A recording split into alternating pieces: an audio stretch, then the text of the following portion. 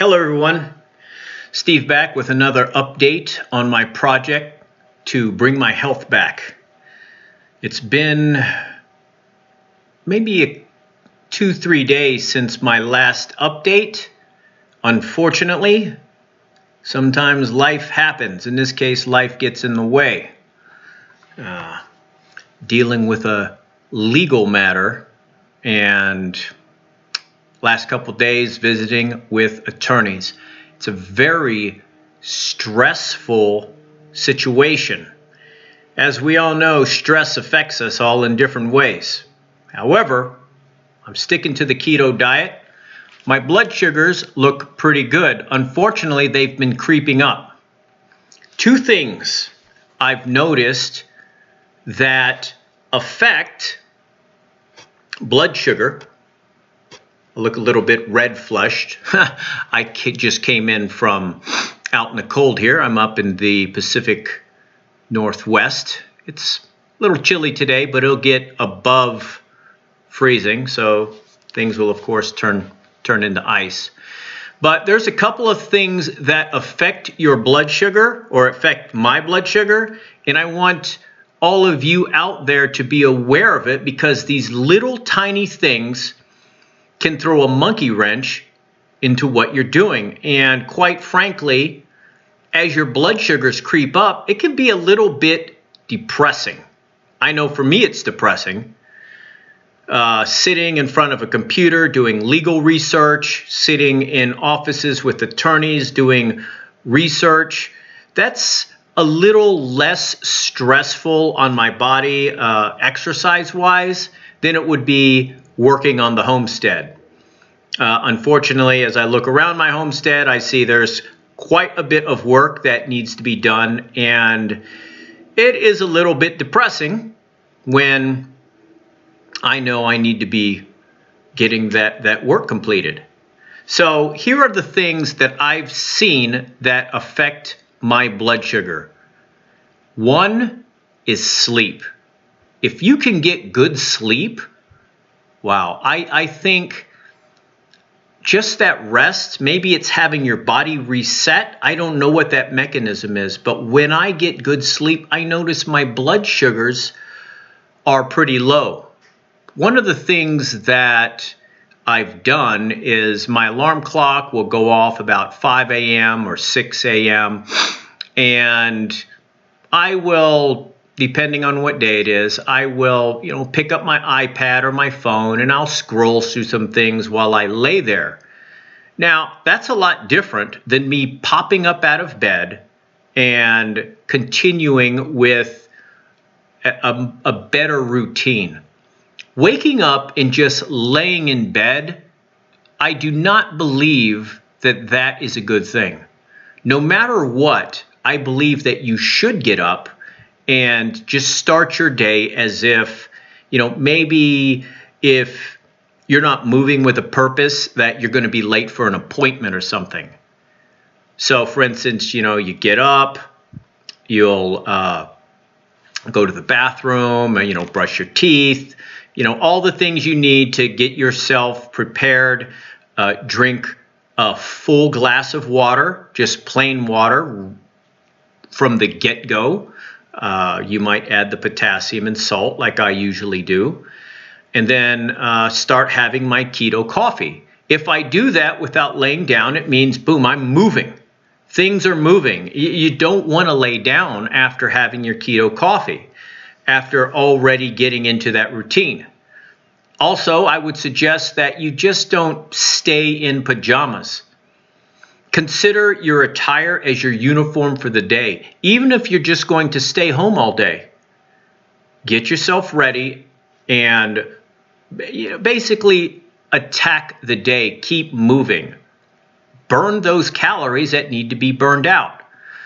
What's surprising to me is I do not cheat on my keto diet, none the least. As I've stated in my previous videos, I eat the same thing every day, and it's not boring to me at all.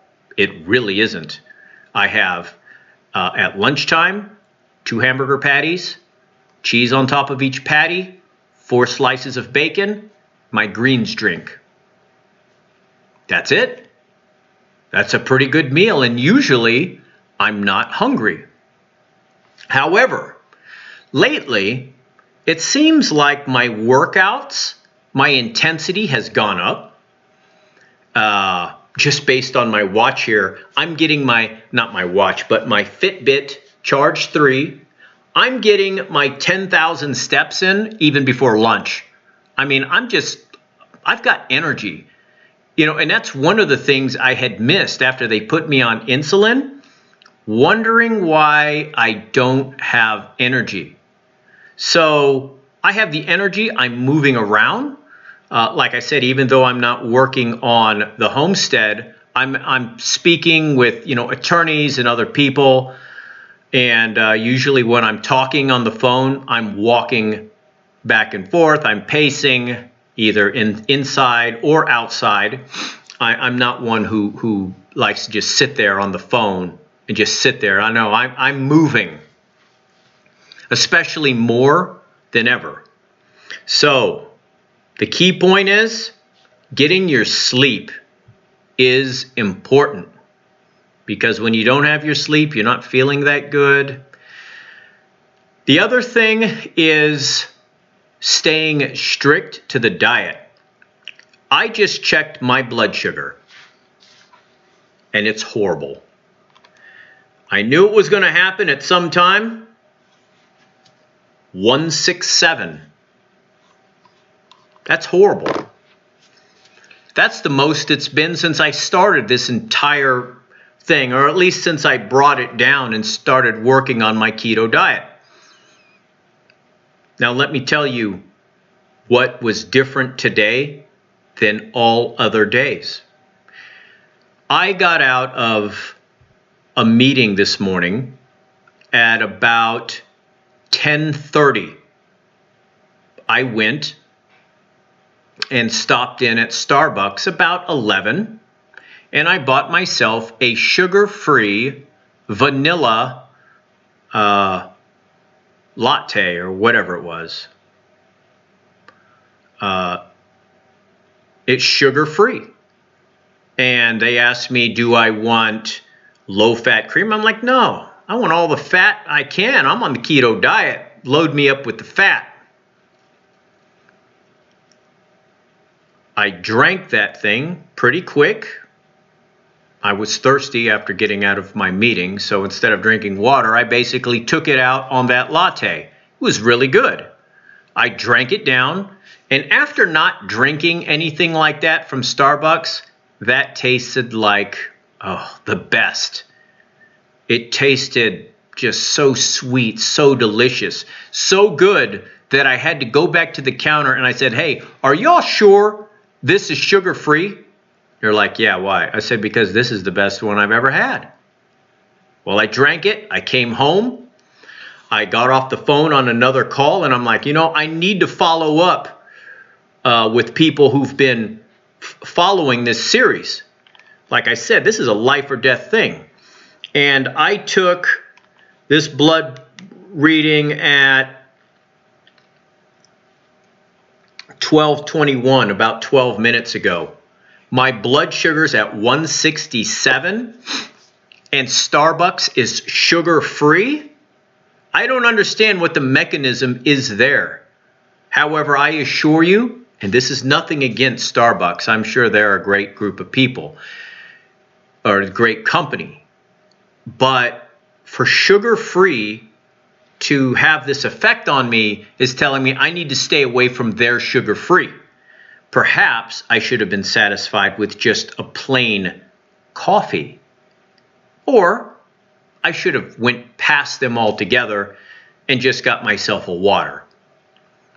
So, maintaining your diet as strict as possible is very important. There is no cheat. You're only cheating yourself. You're resetting everything back to the way it was. I'm extremely disappointed in this whole situation because in 2 days at 7:30 in the morning, I go back for my test for the A1C. And my blood sugar's at 167 now. I mean, that's lower than the 329, even with me taking all kinds of diabetic medication. However, now I'm going to be monitoring my blood sugar a little bit more. I'm going to go ahead and take a reading about 5:30 before my workout, as I had been when I first started the keto diet. And then I'm going to do another blood sugar reading before I go to bed. And I'm going to do that for this day and probably tomorrow as well, because something is off. This test right here with this unexpected spike in blood sugar, it is a good test. And I want to report to you out there that, you know, maybe that's something we should expect, and that we can come back from it.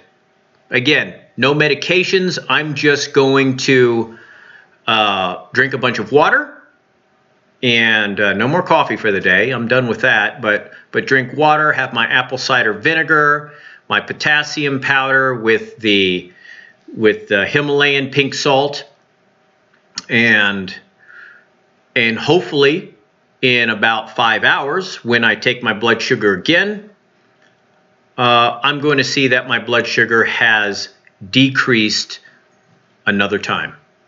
Well, that is it for this update. All in all, if you look back at my initial videos, I just went back and I looked at them again with a friend of mine. I was tired.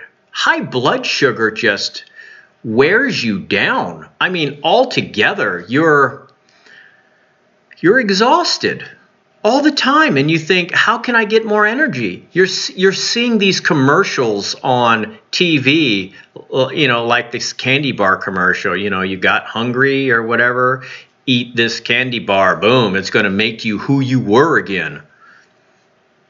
The real trick is fight through the hunger. Know that you're not starving to death, not in America at least. And a little bit of hunger going, you know, especially if you're dealing with high blood sugar, if you're trying to lose body fat, it might be a good thing. Challenge yourself with that. But like I said, I went back to my initial videos. I was horrible. It looked like a dead man walking. And I used the term that this is a life or death thing. It really was. I felt horrible. But on the keto diet today, I feel great. I feel like I got more energy than ever. I wish the same thing for all of you out there. You know, as I've said before, I'm not advocating that everybody just drop all of their insulin the way I dropped my Lantus and Novolog and Metformin and Saxagliptin and all the other stuff they're having me take. I'm not advocating everybody do that, because like I said, I was taking my life in my own hands. But for me, my experiment paid off. And the only way I'm going to keep having that success is one, I got to stay on this keto diet. I got to stay true to it. Today I learned that something sugar-free, I got to stay away from it. So, I don't know. It's going to be another experiment to see how fast my blood sugar comes down after this intrusion into my blood sugar. I'm about to eat my keto lunch, which is, like I said, 2 hamburger patties, 2 slices of cheese, 4 slices of bacon, and my greens drink. That's it. Some water. And it's just so amazing eating 1 day a week and not being so hungry. The next video that I do, because I see this one's going in almost 15 minutes and I don't want to take up a lot of your time in each chunk, is some snacking. Even good snacking could be bad. And I want to talk about that next time. Well, until that time, y'all take care. Bye now.